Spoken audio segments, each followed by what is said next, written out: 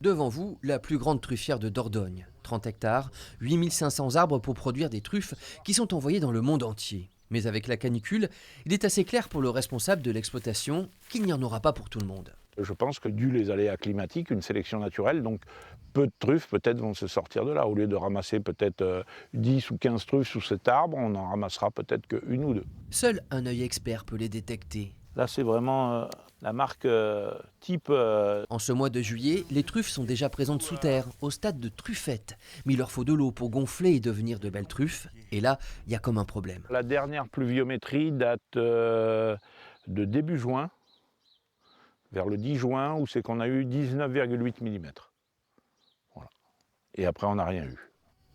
Pour compenser l'absence de précipitations, un arrosage est effectué pendant la nuit. Autre paramètre inquiétant, les températures relevées au sol et en dessous. Là je suis à 47 degrés. C'était le 24 juin. Et j'avais 32,5 en température de sol. Et là, c'est le record. C'est le record, c'est du jamais vu. C'est du jamais vu. L'année dernière, on est monté de mémoire peut-être à 43, 44, mais là, 47, 48. Et quelle est la première réaction quand on découvre ces chiffres? C'est très mal embarqué pour la production.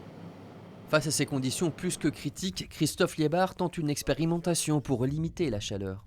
Il y a un voile d'ombrage. Cette année, on a fait des tests, vous voyez, un peu grandeur nature, avec des voiles d'ombrage pour voir les différences de production, pour essayer d'avancer.